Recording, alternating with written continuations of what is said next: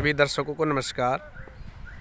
हम आपको दर्शन करा रहे हैं आज महाभारत कालीन प्राचीनतम तीर्थ श्री हंसराज सर्पदधी तीर्थ, जिसके इतिहास के बारे में प्राचीन समय से ही बताया जाता है कि राजा जन्मेजय ने अपने पिता की मृत्यु का उपहास समझ करके मृत्यु से आहत होकर के जिन्होंने यहाँ पर यज्ञ किया था वही सर्पदधी तीर्थ है। इसकी महिमा पुराणों में वामन पुराण में बताई गई है। आज माघ मास की पूर्णिमा हिंदू संस्कृति में और वैज्ञानिक तत्व में जिसका अपना एक विशेष महत्व है। माघ मास अर्थात परिवर्तन का समय, जीवन के परिवर्तन का समय, मौसम परिवर्तन का समय। कल से जो है फाल्गुन मास का शुभारंभ हो रहा है। तो इस मास में किसी भी चीज का निर्माण, चाहे वो भवन के रूप में हो और चाहे पेड़ पौधों के रूप में उसका पौधारोपण इसमें बढ़ा लेगा, तो ये सबसे उत्तम मास जो है बताया गया है। ऐसे उत्तम मास में आज ये प्राचीन महाभारत कालीन हमारा तीर्थ,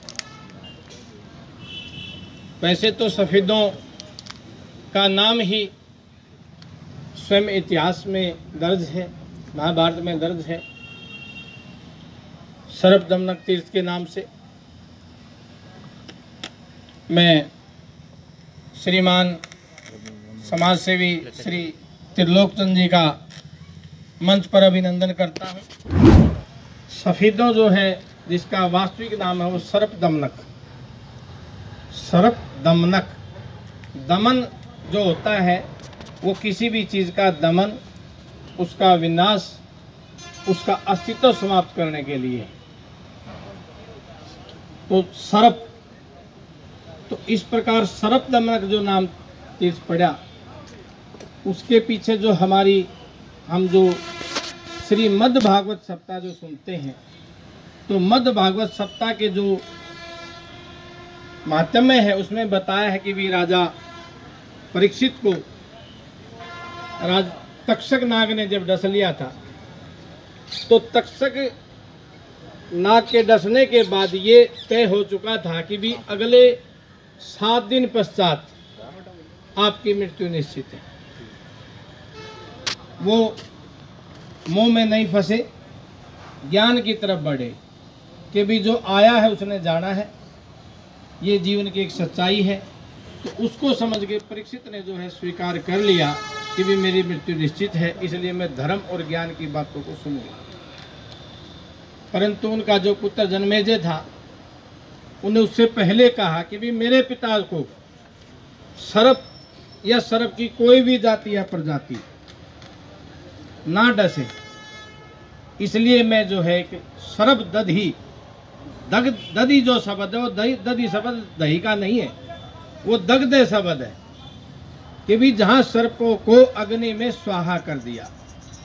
कि भी इस प्रकार उनको जो है स्वाहा हम कर देंगे, तो इस प्रकार इस स्थान को जो है पवित्र मानते हुए उस कुल का उद्धार करने के लिए, अब ये कि भी दमन ये उद्धार करने का अर्थ था, क्योंकि उस वक्त वो प्रजाति भी जो है बहुत ज़्यादा अति की तरफ चली गई थी। तो तब जो है इस स्थान पर ऋषियों के द्वारा, जन्मेजय के द्वारा यज्ञ किया गया था, जिसके पश्चात जो है 4 तीर्थ हमारे सफेदों में आज भी हैं, जिसके 4 भाग, कोई भी चीज़ उसके 4 दिशाएं होती हैं, तो चारों दिशाओं में मुख्य जैसे हम आज तक जो है नाग क्षेत्र को ही जानते रहे। अन्य जो तीर्थ हमारा हंसराज तीर्थ भी सुशोभित रहा। इस हंसराज तीर्थ में ऋषि महात्माओं ने, आदि गुरु श्री लज्जाराम जी महाराज ने, श्री हेतराम जी महाराज ने, श्री कांसीराम जी महाराज ने, श्री चंदगीराम जी महाराज ने और स्वामी निगमबोध जी महाराज ने वहाँ इस स्थान पर अपनी तपस्या की, और जिनकी तपस्या के फलीभूत होकर के आज आप ये जो पूरा एक समाज है, इस समाज के जो अग्रणीय व्यक्ति हैं, उन अग्रणीय व्यक्तियों के द्वारा ये जो कुरुक्षेत्र विकास बोर्ड का जो अनुदान है वो प्राप्त हुआ है। उसी श्रृंखला में आप सब तो साथ रहे हैं, लेकिन ये जो हमारे भीष्म पितामह के रूप में बैठे हमारे श्री त्रिलोकचंद जी गर्ग, जिन्होंने एक अथक प्रयास से लगभग 10 वर्षों से, राजकुमार जी लगभग 10 वर्षों से एक अलग जगाई कि भाई इस जो तीर्थ है, क्योंकि ये जो तीर्थ है इस तीर्थ से 2 संबंध जुड़े हुए हैं। समाज तो जुड़ा है लेकिन व्यक्तिगत संबंध भी जुड़े हुए हैं कि इनका जो पूरा परिवार है, कड़वा खानदान परिवार है, गर्ग गोत्र का, सफेदों में जो रहता है और आज तो सारे भारत में जो है ये निवास करते हैं। तो इनके जो पूर्वज जो है, पितरों के जो है पितृ स्थान इस तीर्थ पर बने हुए हैं। तो अभी आपने अपने वचन में श्री हमारे जिलाध्यक्ष भाजपा ने एक अपने वचन में कहा था कि हम तो छोटे से छोटा जो हमारा पारिवारिक भी अगर कोई स्थान है तो हम तो उसको भी मान्यता देते हैं। तो इस प्रकार उसी श्रृंखला में ये जो तीर्थ है, तीर्थ से जो संबंध है इनका रहा। लज्जाराम परिवार का होने के नाते मेरा भी जो एक आस्था है, तो इस सब आस्था को मिला करके इनके अथक प्रयास से ये भीष्म पिता के रूप में, चाहे वो सरकार से मांग करनी थी, चाहे मुख्य कोई चीफ इंजीनियर था, चाहे आर्किटेक्ट था, या नीचे से लेकर ऊपर तक आज तक एक अलग जगह के रखी और एक सपना सजा के रखा है कि भी इस तीर्थ का विकास हो, जो आप सबके सानिध्य में पूरा होने जा रहा है। मैं श्रीमान श्री राजकुमार मौर्य जी का भी हृदय से अभिनंदन करता हूं, जो वर्षों से एक धर्म और आस्था के बिंदु के रूप में, एक सूत्रधार के रूप में सेवा कर रहे हैं। विगत दिवस जब जो पिछले वर्ष 15 अगस्त के आसपास जो हमने एक रोटी अन्न क्षेत्र का जो एक व्यवस्था की थी, तो उस अन्न क्षेत्र की व्यवस्था में जो है इनका भी योगदान रहा है। और आज हमारे ज़िले में आज जो हमारी सरकार है हरियाणा के अंदर, उस सरकार के नाते हमारे ज़िले का प्रतिनिधित्व हमारे श्री राजकुमार जी मौर्य करते हैं।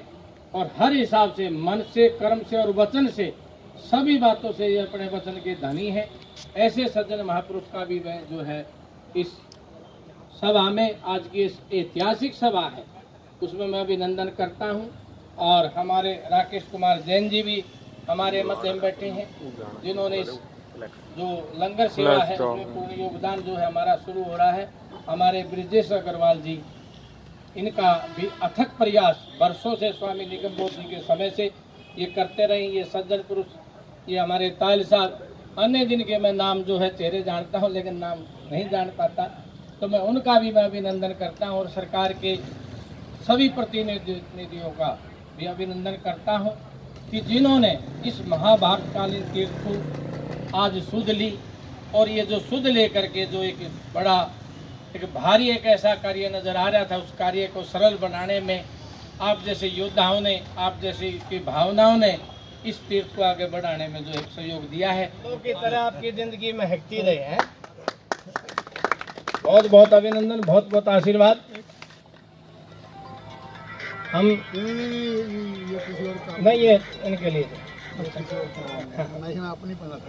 नहीं कुछ नहीं, आप एक मिनट, आप नहीं, जो परंपरा है उसको रखो।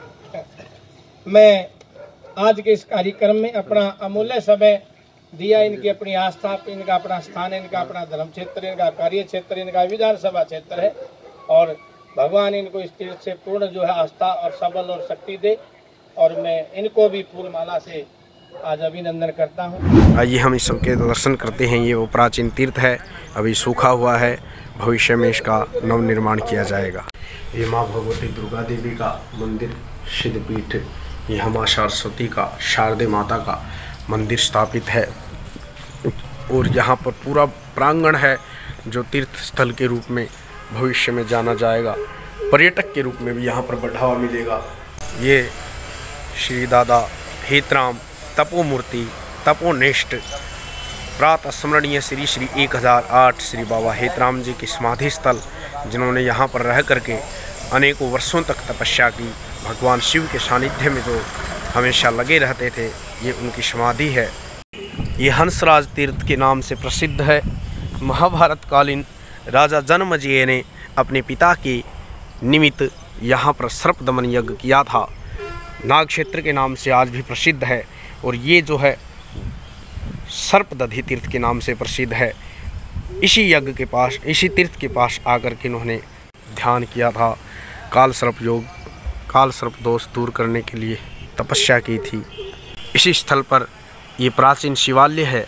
यहाँ पर भगवान शिव की मूर्ति, माँ भगवती दुर्गा देवी की मूर्ति, आइए दर्शन कराते हैं आपको भगवान शिव की। ये प्राचीन दुख भंजन महादेव स्थापित हैं श्री हंसराज तीर्थ के तट पर। आज नींव का शुभारंभ, भूमि पूजन का शुभारंभ हुआ। इनके मुख्य अतिथि श्रीमान जींद जिला अध्यक्ष राजकुमार मौर्य जी और श्री समाज सेवी, प्रमुख समाज सेवी एवं सेवानिवृत्त चीफ इंजीनियर श्री त्रिलोक चंद्र जी गर्ग, जिन्होंने आज यहाँ पर भूमि पूजन किया, नींव स्थापित की और हर प्रकार से इस कार्य में किसी प्रकार की विघ्न बाधा न आए, ये आशुतोष भगवान से प्रार्थना की। ये सब वो जगह है जहाँ पर भवन निर्माण होना है। यहाँ पर भागवत कथा हाल तथा योगा हाल तथा हर प्रकार की सभी सुविधाओं से युक्त यात्री निवास बनाया जाएगा।